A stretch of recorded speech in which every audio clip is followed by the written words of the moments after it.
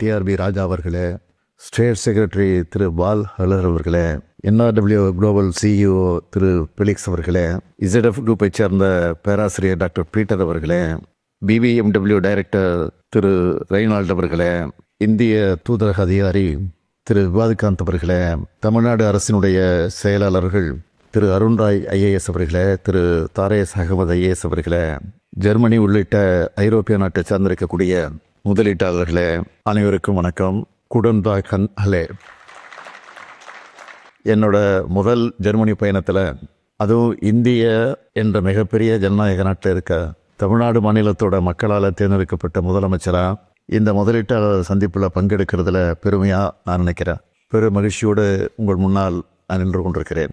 உலகின் முன்னணி தொழில் வல்லரசுகளில் ஒன்றாகவும் நவீன உற்பத்தி, துல்லிய பொறியியல், புதுப்பிக்கத்தக்க எரிசக்தி, மோட்டார் வாகன தொழில்நுட்பம் ஆகியவற்றில் வலிமையோட ஐரோப்பாவின் முதுகெலும்பாக இருக்கிற ஜெர்மனிக்கு முதலீடுகளை ஈர்ப்பதற்காக வந்திருக்கக்கூடிய இந்த நேரத்தில் நான் பெருமையடைகிறேன். தமிழ்நாட்டை பற்றி உங்களுக்கெல்லாம் சொல்லணும்னா, தமிழ்நாடு தான் இந்தியாவிலேயே 2வது பெரிய பொருளாதாரம்.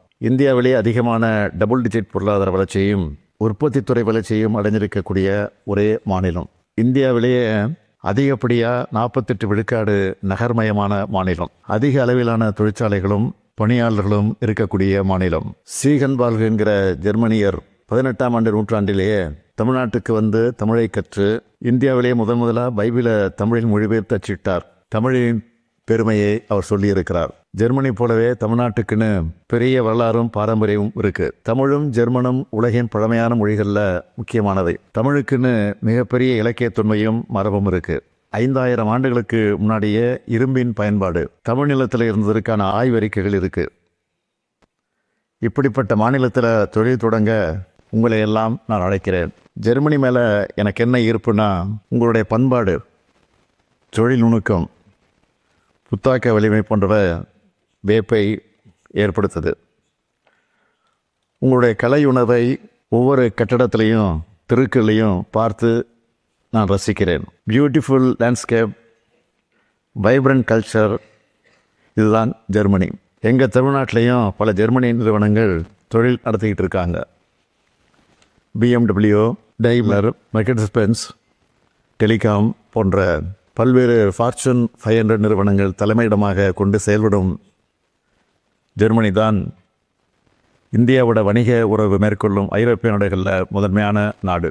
மேட் இன் ஜெர்மனியை எப்படி தரத்தோடு அடையாளமாக உலகம் முழுக்க பார்க்குறாங்களோ, அப்படி மேட் இன் தமிழ்நாடு என்பதும் தரமும் திறனும் கொண்ட ஒரு பெயராக உருவாகிட்டு இருக்கு. பைசைக்கிள் முதல் பேட்டில் டேங்க்ஸ் வர நாங்கள் தயாரிச்சிட்டு இருக்கோம். ஜெர்மனி மற்றும் தமிழ்நாட்டுக்கு இடையில் பொருளாதாரத்தில் நிறைய ஒற்றுமைகள் இருக்குது. ஜெர்மனி எப்படி ஐரோப்பிய யூனியனோட முக்கிய தொழில்துறை நாடோ, அதே மாதிரி இந்திய ஒன்றியத்தில் தொழில்துறையோட இதய துடிப்பாக தமிழ்நாடு மாநிலம் விளங்கி கொண்டிருக்கிறது.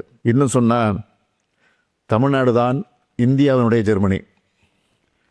முன்னணி உயர்கல்வி நிறுவனங்கள், முன்னணி ஆராய்ச்சி நிறுவனங்கள், கிட்டத்தட்ட 54 லட்சம் MSME நிறுவனங்கள், கிட்டத்தட்ட 11,000க்கும் மேற்பட்ட புத்தொழில் நிறுவனங்கள்ல இருக்கிற தமிழ்நாட்டுக்கும் ஜெர்மனிக்கும் இடையே உள்ள பொருளாதார உறவு மூலமாக இந்த நிலையை நம்ம இன்னும் பலப்படுத்திக்க முடியும். மோட்டார் வாகனத்துறையில் டைம்லர் மற்றும் BMW, எலக்ட்ரிக்கல் உற்பத்தி துறையில் ஸ்னைடர், காற்றாலை துறையில் இசட்எஃப் மற்றும் சீமென்ஸ், தகவல் தொழில்நுட்பத்துறையில் பாஷ் போன்ற 60க்கும் மேற்பட்ட ஜெர்மன் நிறுவனங்கள் தங்களுடைய நிறுவனங்களை நிறுவ தமிழ்நாட்டை தேர்ந்தெடுத்திருக்கிறாங்க. ஜெர்மனி சென்றிருக்கும் முதலமைச்சர் மு.க. ஸ்டாலின் புரிந்துணர்வு ஒப்பந்தங்கள் மேற்கொள்ளப்பட்ட நிலையில் அங்கு உரையாற்றிய காட்சிகளை பார்த்தோம்.